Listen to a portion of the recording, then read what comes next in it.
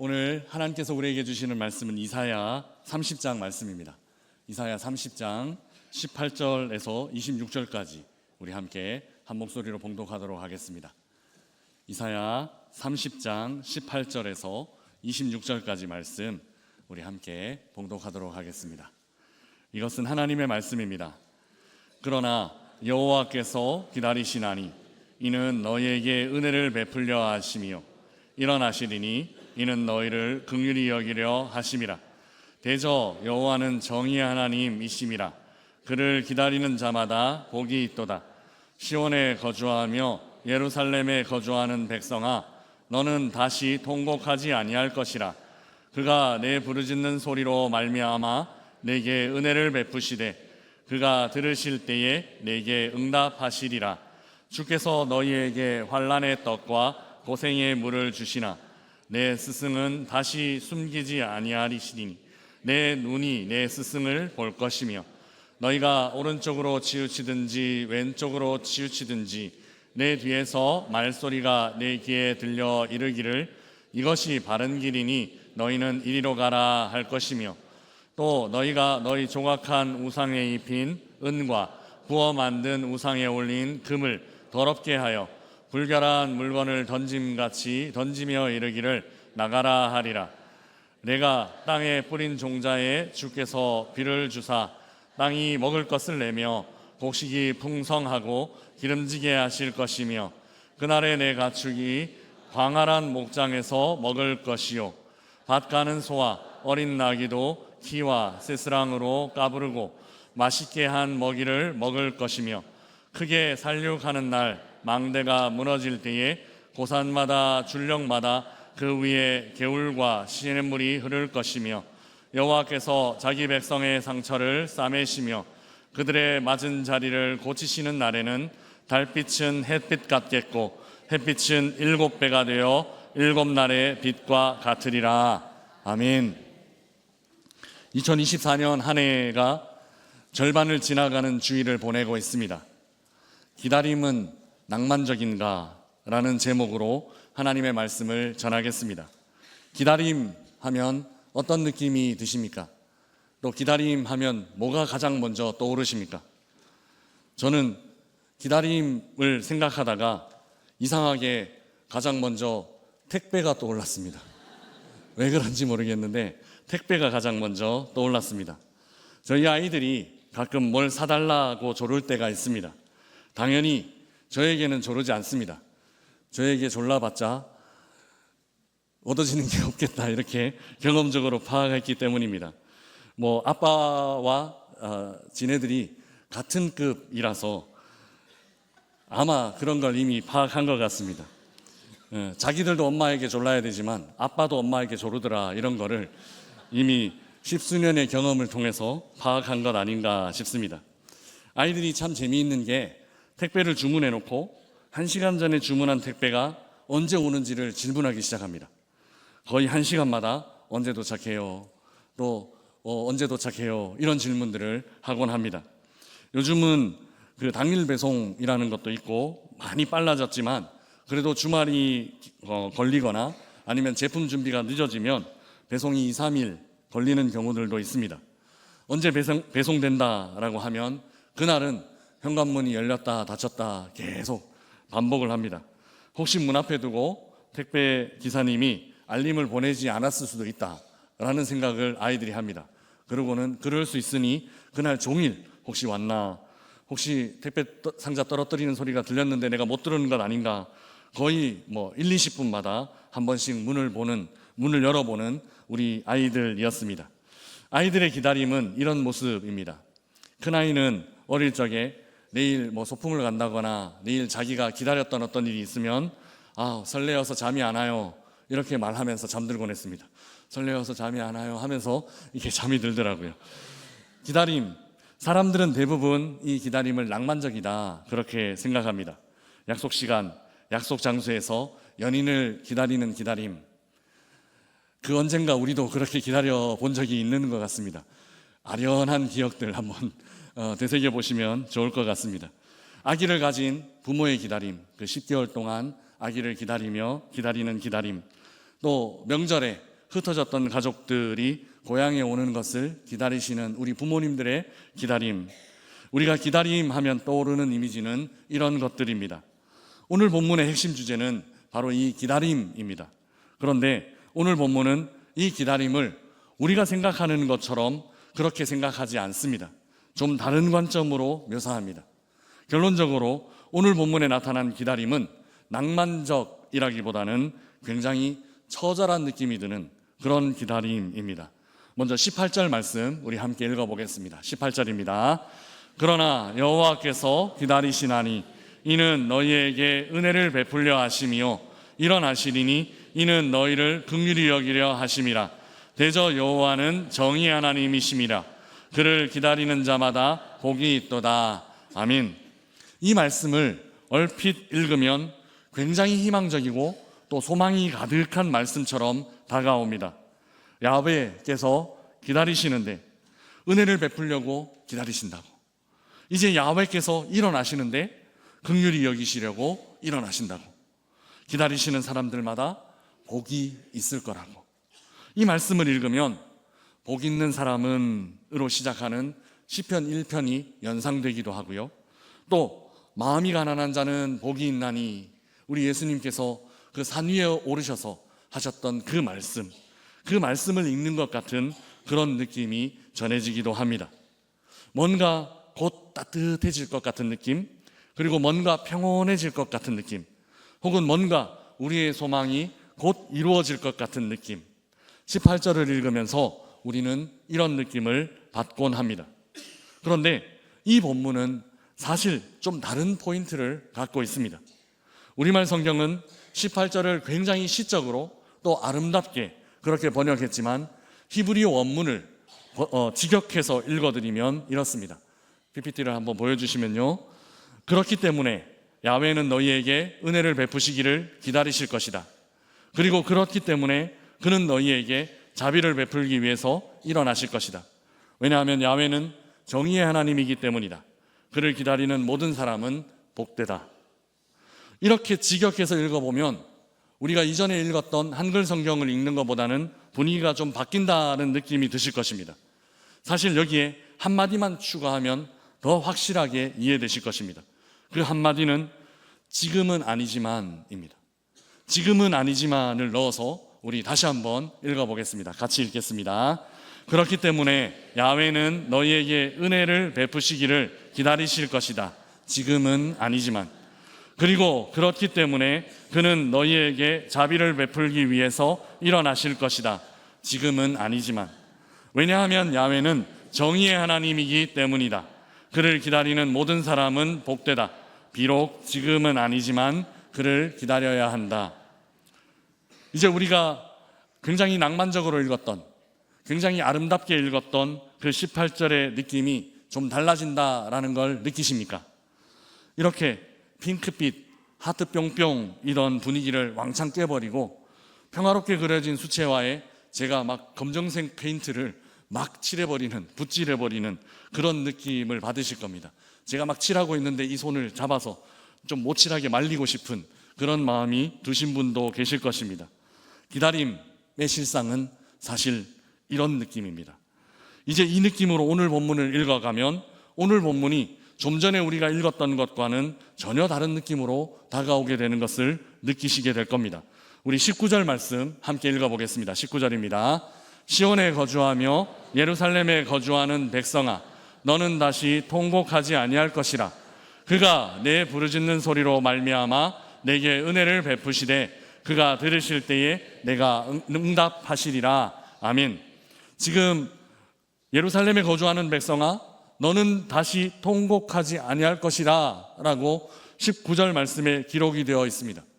그러니까 너는 다시 통곡하지 아니할 것이다 라는 이 말의 의미는 겉으로 보기에는 매우 소망 가득해 보이지만, 매우 희망적이어 보이지만 실상은 지금 어떻다라는 것입니까?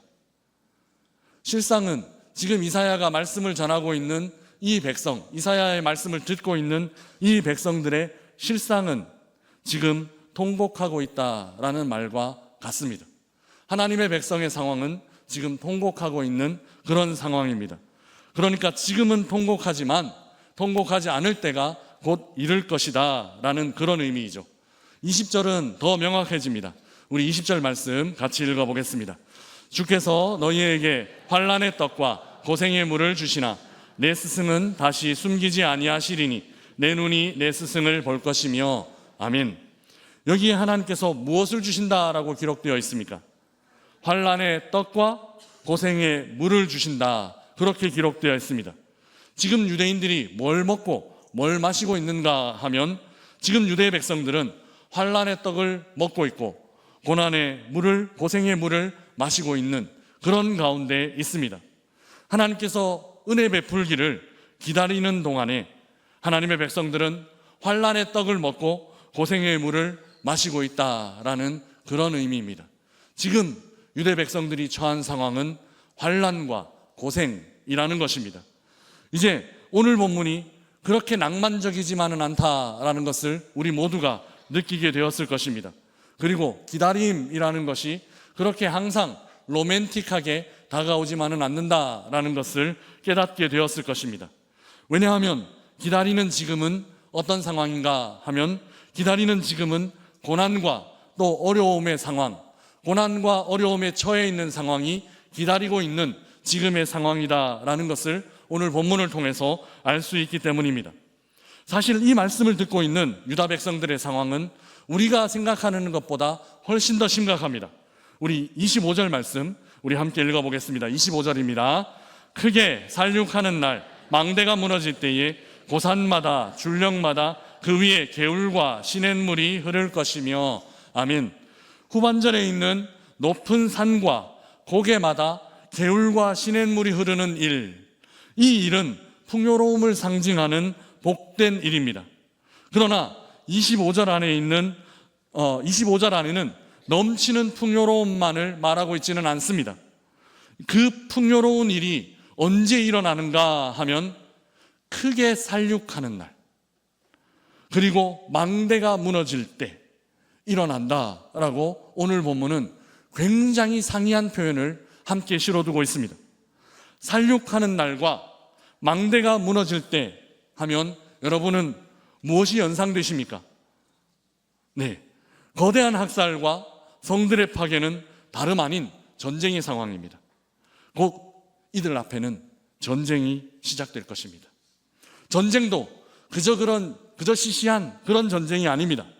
가볍게 국경에서 군인들이 서로 마주해서 그냥 몇 사람 싸우는 정도의 총 몇 발 쏘고 육박전 일어나고 하는 그 정도의 싸움이 아닙니다.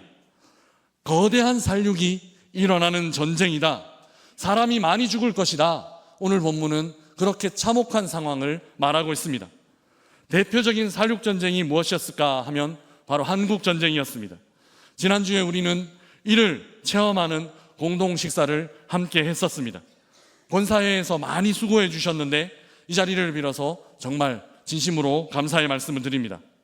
한국전쟁 당시 군인, 민간인, 남한, 북한 합쳐서 사망자가 몇 명인지 혹시 아시나요? 네. 네, 감사합니다. 정확한 통계는 아닙니다.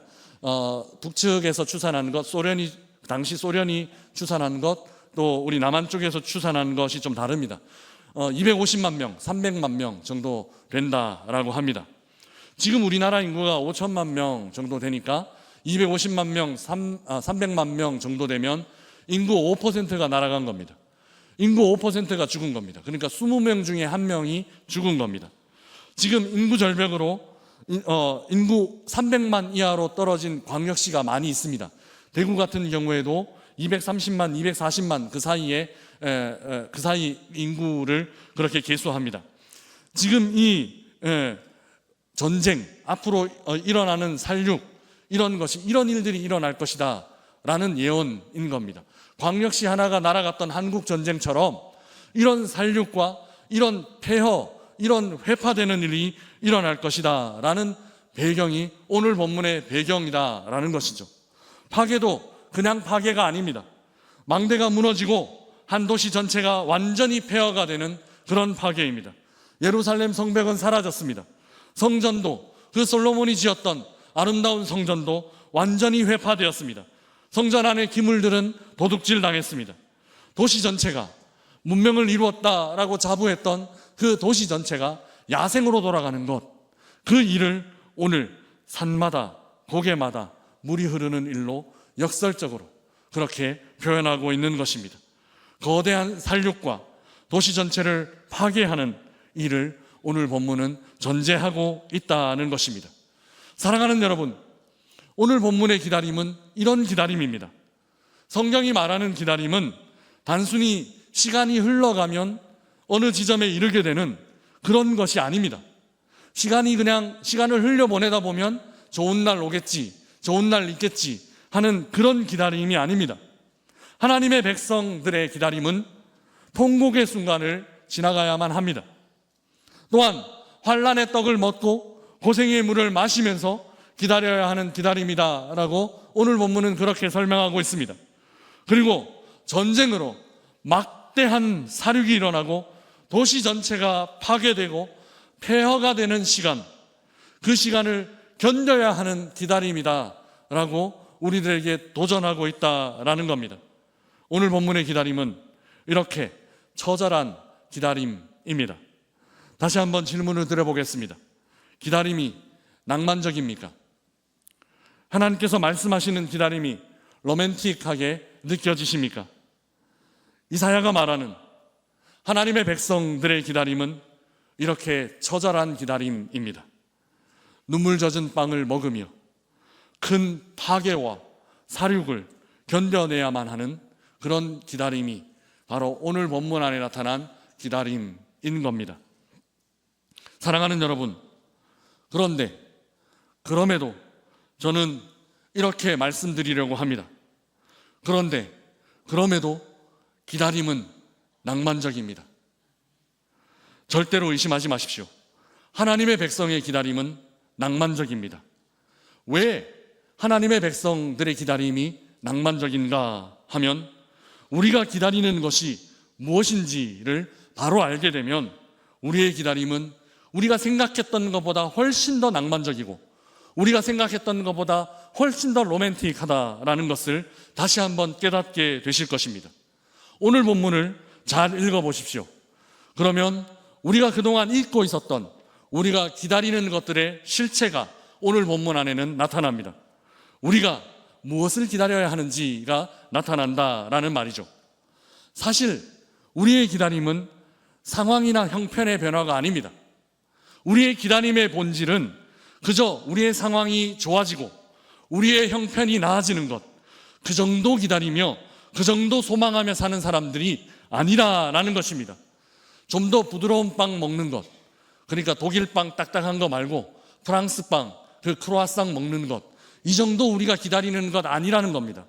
좀 더 편한 침대에 눕는 것, 딱딱한 바닥에 눕는 것 아니라 좀 메이커 있는 침대는 가구가 아니라 다른 거다라고 얘기하는 그런 대기업에서 나온 매트리스 깔고 눕는 것, 그것이 우리가 바라는 그 정도가 아니다라는 것입니다. 우리가 기다리는 것은 이 정도, 이런 종류의 것이 아닙니다.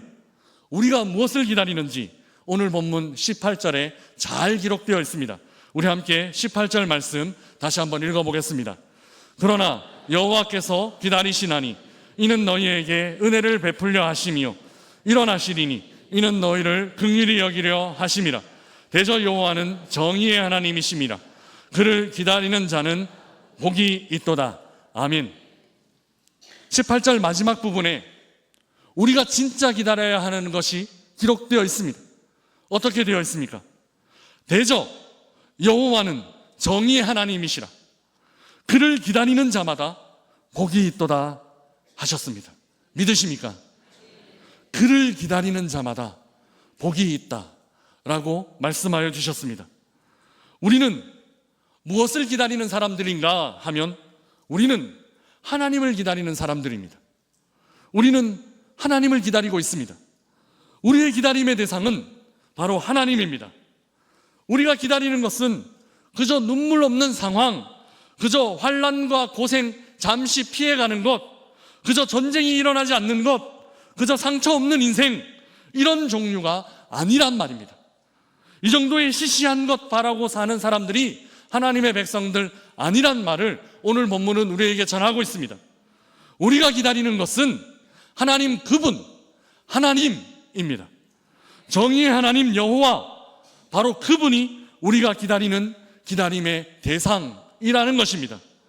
비록 지금 우리는 눈물 젖는 빵을 먹는 답답한 현실 가운데 처해 있을 수 있다 하더라도, 비록 지금 우리 주변에는 전쟁과 같은 두렵고 무서운 일들이 일어날 수 있다 하더라도, 비록 지금 우리는 마음과 몸에 입은 상처로 인하여 괴로워하고 있다 하더라도, 이 힘들고 이 어려운 상황 가운데 우리는 무엇을 기다리고 있는가 하면 우리는 우리 하나님을 기다리고 있다라는 것입니다. 그리고 기다리는 우리들에게 그분은 반드시 함께하여 주십니다. 오늘 본문의 말씀이 바로 그것에 대한 확신입니다.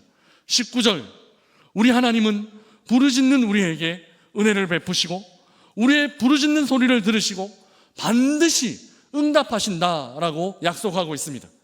우리 하나님은 우리 부르짖음에 반드시 응답하시는 분이십니다.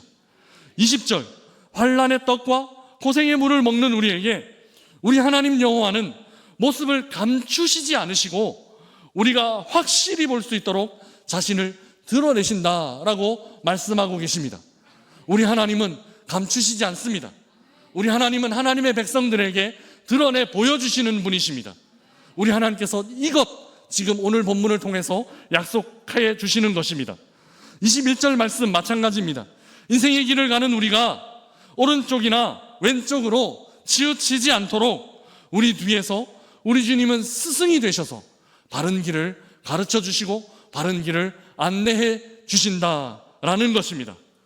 이 모든 축복의 말씀이 하나님이 나타나시겠다라는 말씀, 하나님께서 응답하시겠다라는 말씀, 그리고 하나님께서 말씀으로 지도하겠다, 인도하겠다, 가르치겠다라는 그 말씀입니다. 이 말씀은 이런 말씀으로 가득 채워져 있습니다. 숨기지 않고 드러내시는 하나님, 우리에게 다가오셔서 말을 걸어주시는 하나님, 우리가 기대하는 것, 우리가 기다리는 것은 바로 우리 하나님, 이런 하나님, 우리 하나님 그분입니다. 우리 하나님께서 기다리는 우리 인생들에게 찾아오실 것입니다. 오셔서 우리 하나님은 이렇게 하실 것입니다. 마지막 우리 26절 말씀 같이 읽어보겠습니다. 26절입니다. 여호와께서 자기 백성의 상처를 싸매시며 그들의 맞은 자리를 고치시는 날에는 달빛은 햇빛 같겠고 햇빛은 7배가 되어 7날의 빛과 같으리라. 아멘. 눈물 젖은 고난의 빵을 먹으며 신음하고 있는 사람들에게, 전쟁과 파괴로 희망을 잃고 주저앉아 있는 사람들에게 하나님께서는 우리의 그 상처를 싸매시고 우리의 그 병든 자리를 고쳐주실 것입니다.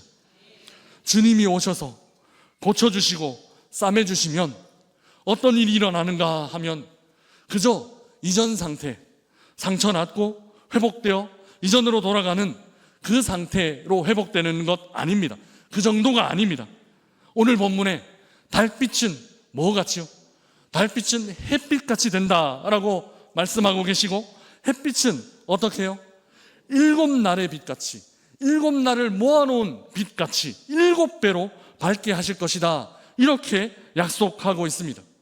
이전보다 훨씬 더 좋은 상태로 회복시켜 주시는 것입니다. 코로나를 지나고 나서 회복의 의미는 코로나 이전 상태로 돌아가는 것 아닙니다. 코로나를 극복하고 나서 회복시켜 주시는 하나님의 회복은 다시 코로나가 와도 우리가 멈추어 서지 않고 다시 코로나가 와도 위기처럼 느끼지 않는 그 정도로 하나님은 회복시켜 주시고 우리를 다듬어 주시며 우리를 연단하여 주신다라는 것입니다. 이것이 하나님께서 우리를 회복시켜 주시는 진정한 회복입니다. 그러면 우리는 그 회복 이후에 어떻게 고백할 것인가 하면 우리가 언제 아팠나 이렇게 고백할 것입니다. 하나님이 싸매주시고 고쳐주시는 걸 경험하고 난 이후에 우리는 내가 아팠던 적이 있나? 이렇게 고백하게 될 것입니다. 우리가 언제 슬펐나? 이렇게 고백하게 될 것입니다. 우리 하나님 지난날의 아픔과 슬픔을 기억도 나지 않도록 그렇게 회복시켜 주실 것입니다. 그리고 7배나 더 밝게, 7배나 더 빛나게 완전한 빛으로 우리를 인도하여 주실 것입니다. 사랑하는 명선의 가족 여러분, 우리는 하나님을 기다립니다. 하나님 없이 상황이 회복되는 것보다 우리의 상황 가운데 함께 하시는 하나님을 기다립니다. 사랑하는 여러분, 우리는 하나님을 기다립니다. 하나님 없이 문제가 해결되는 것보다 그 문제 가운데 함께 하시는, 그리고 우리와 함께 고통 겪으시는 그 하나님을 기다립니다. 주님이 우리 목소리를 들으십니다. 그리고 우리 목소리에 응답하십니다. 주님이 우리를 가르치십니다. 우리를 잘못된 길로 가지 않도록 친히 인도하여 주십니다. 주님이 우리의 상처를 싸매시고 또 우리의 상처를 고치십니다. 우리와 함께 아파하시며 우리와 함께 슬퍼하십니다. 그래서 저는 여러분들에게 자신 있게 말씀드릴 수 있습니다. 우리의 기다림은 낭만적입니다. 그리고 이보다 더 로맨틱한 기다림은 이 땅에 더 이상 없습니다. 하나님을 기다리는 기다림, 이 기다림보다 더 낭만적인 기다림은 없습니다. 이제 시작하는 한 주간 동안도 우리 하나님을 기다리십시다. 7배나 더 밝은 하나님의 빛이 상황의 변화가 아니라 상황을 변화시키실 수 있는 하나님을 기다리는 우리 온 명센의 성도들의 삶의 자리를 비추어 주시기를 우리 주님의 거룩하신 이름으로 축복합니다. 주신 말씀 생각하며 함께 찬양하겠습니다. 낮에나 밤에나 눈물 머금고 우리 가사를 생각하며 함께 찬양하겠습니다.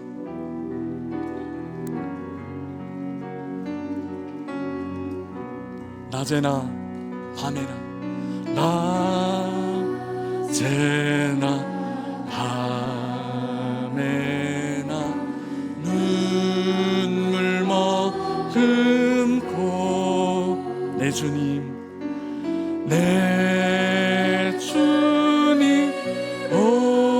오시기만 고대하니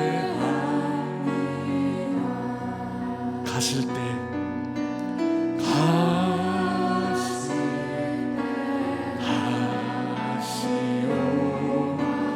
하신 예수님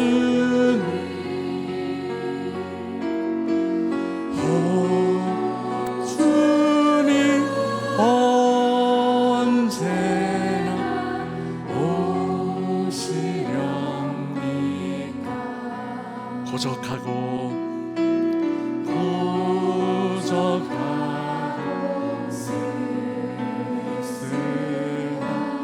힘들 판에서 희미한 불만 밝히려고 오실 줄만 오실 줄만 고대하고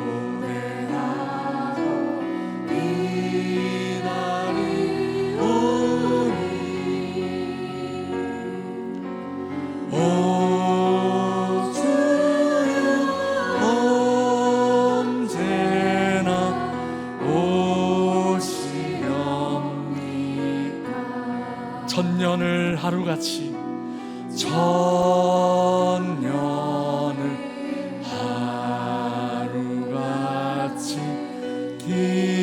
기다린 주님 내 영혼 당하는 것 볼 수 없었어. 이 시간도 기다리고 계신 내 주님 오 주여 이 시간에 오시옵소서. 이 시간 함께만 찬양하는 가운데 조용히 기도하며 나아가겠습니다. 우리도 주님을 기다리고 있지만 주님도 그 수천 년 동안이나 우리를 기다리고 계셨습니다. 나 한 사람을 수천 년 동안이나 우리 주님은 기다리고 계셨습니다. 주님, 이제 시작하는 한 주간 동안 나를 기다려오신 그 주님과 깊이 동행하는 한 주간 되게 하여 주옵소서. 같이 기도하며 나아가겠습니다. 기도하겠습니다. 주님, 어렵고 힘든 상황 속에서도 우리와 함께 하시는 하나님을 기다리게 하여 주옵소서. 하나님 없이 상황이 변화되는 것보다 하나님과 함께 눈물 젖은 빵을 먹기를 사모하는 저희들 되게 하여 주시옵소서. 이제 시작하는 한 주간도 주님이 우리 부르짖음에 응답하여 주시고 주님이 우리에게 바른 길 보이시니 고치시고 또 싸매시는 주님의 손길 깊이 경험하고 하루하루 승리하는 삶을 살아가게 하여 주옵소서. 주님 고맙습니다. 눈물 젖은 빵을 먹더라도 주님 기다리고 슬픔과 아픔 가운데 있더라도 주님 바라보며 사는 인생 되게 하여 주옵소서. 주님 없이 상황 변화되고 주님 없이 형편 변화되는 것보다 주님과 함께 눈물 젖은 빵을 먹기를 작정하는 우리 맹선의 모든 성도들이 될 수 있도록 인도하여 주시옵소서. 그래서 주님 한 분만으로 만족하는 삶을 누리며 살아가는 이제 시작하는 한 주간 되게 하여 주옵소서. 감사합니다. 예수 그리스도 이름으로 기도드리옵나이다. 아멘.